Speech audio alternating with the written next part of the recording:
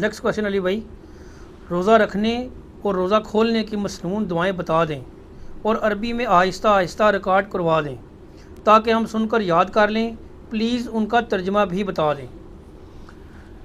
کھولنے اور رکھنے کی دعائیں تو کوئی نہیں، صرف ایک روزہ افطار کرنے کی دعا ہے جو صحیح سند سے ثابت ہے۔ سنن ابی داؤد میں صحیح سند کے ساتھ ہے کہ سیدنا عبداللہ بن عمر رضی اللہ تعالی عنہما کے بارے میں وہ تابعی کہتے ہیں کہ عبداللہ بن عمر مٹھی کے بعد داڑھی کاٹ دیا کرتے تھے مطلقاً۔ ایک تو بخاری میں آتا ہے نا کہ حج اور عمرے پہ کاٹتے تھے، اس کے علاوہ بھی، اور حج و عمرے پہ جو کاٹتے تھے نا وہ انہوں نے حج سے 2 مہینے پہلے بڑھائی ہوئی ہوتی تھی۔ وہ یہ اجتہاد کرتے تھے جیسے میں نے سر کو حلق کروانا نا، میں داڑھی کے بال بھی کاٹ کے اپنی حاضری لگواؤں اللہ کی بارگاہ میں۔ تو ابو داؤد کی حدیث کے الفاظ ہیں کہ عبداللہ بن عمر مٹھی کے بعد داڑھی کاٹ دیا کرتے تھے، اور دوسرا وہ افطار کے وقت دعا پڑھا کرتے تھے، ذهب الظمأ وابتلت العروق وثبت الاجر انشاءاللہ۔ ذهب الظمأ، پیاس چلی گئی، یہ ظما میں زوئیں ہیں جسے اردو میں کہتے ہیں ضا عربی میں۔ ذهب الظمأ وابتلت العروق، اور رگیں تر ہو گئیں۔ ذهب الظمأ وابتلت العروق وثبت الاجر انشاءاللہ، اور اللہ کے حضور ہمارا اجر پکا ہو گیا۔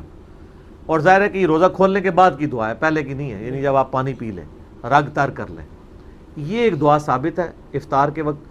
بلکہ سنن ابن ماجہ میں حدیث ہے کہ روزہ دار کی دعا قبول ہوتی ہے خصوصاً افطار کے وقت۔ افطار کے وقت آپ تمام مسنون دعائیں کریں، صبح شام کے جو اذکار میں شام کے اذکار ہیں وہ بھی کریں، اور دعائیں کریں صبح شام کے اذکار جو بلو کارڈ پہ ہیں، گرین کارڈ والی دعائیں کریں، قرآنی دعائیں کریں، جتنی مرضی دعائیں مانگیں، اور یہ والی دعا افطار کے بعد ہے۔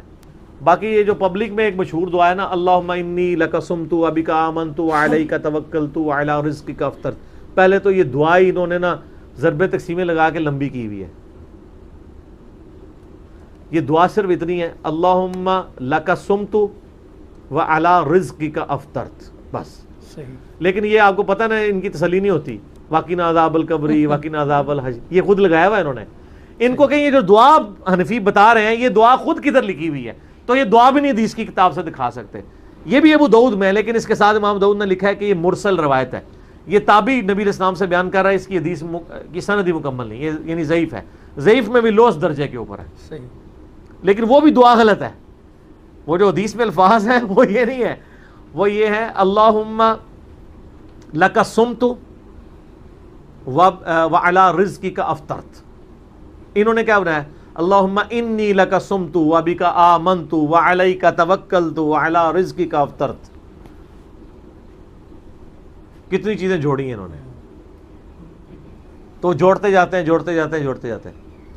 روزہ رکھنے کی تو کوئی دعا نہیں ہے، روزہ رکھنے کی نیت ہے صرف، اور نیت دل کے ارادے کا نام ہوتا ہے، زبان سے نہیں، وہ بھی انہوں نے بنائی ہوئی ہے۔ وَبِصَوْمِ غَدٍ نَوَيْتُ مِنْ شَهْرِ رمضان، میں کل کے رمضان کے روزے کی نیت کرتا ہوں، آج کی تو نہیں کرتا، وہ ایک دن پہلے ہی کر وہ لفظ بھی بنا رہے تھے، کوئی صحیح بنا دے یار، پھر کہتے ہیں بزرگاں نے چنگے لانا ہے، بزرگاں کو آج کل کا بھی فرق نہیں سی پتا، ٹھیک ہے نا؟ تو ہونا چاہیے کہ میں آج کے روزے کی نیت کرتا ہوں، ہاں ایک دن پہلے، لیکن وہ ہے ہی غلط ہے، نیت تو دل کا ارادہ ہے۔ دیکھیں یہ تو حدیث ٹھیک ہے، بخاری میں بھی ہے، مسلم میں، بخاری کی پہلی حدیث ہے، انما الاعمال بالنیات، اعمال کا دار و مدار نیتوں پہ ہے۔ نیت تو ہر کام کی آپ نے کرنی ہے، لیکن وہ دل کا ارادہ ہے۔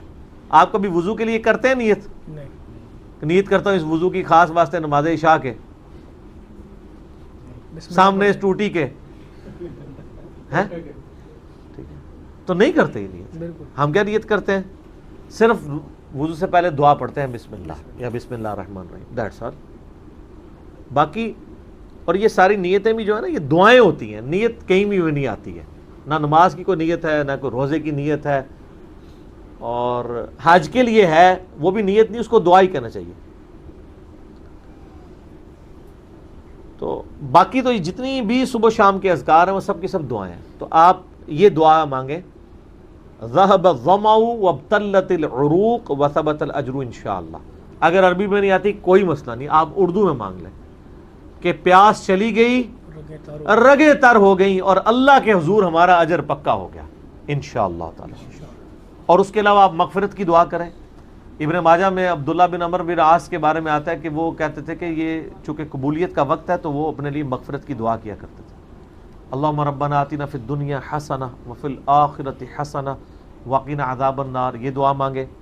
اللہم اجرنا من النار، یہ مانگے، ٹھیک ہے۔ رب اجعلنی والی دعا مانگے، اور جتنی دعائیں آپ کو یاد ہیں افطار کے آخری یعنی افطار سے جسٹ 5 منٹ پہلے دعائیں مانگنا شروع کر دیں، اور وہ قبولیت کا وقت ہے، آپ دعا مانگتے جائیں۔ باقی جو روزہ کھولنے کے بعد کی دعا ہے نا، بس وہی ثابت ہے، نہ روزہ رکھنے کی کوئی دعا ہے۔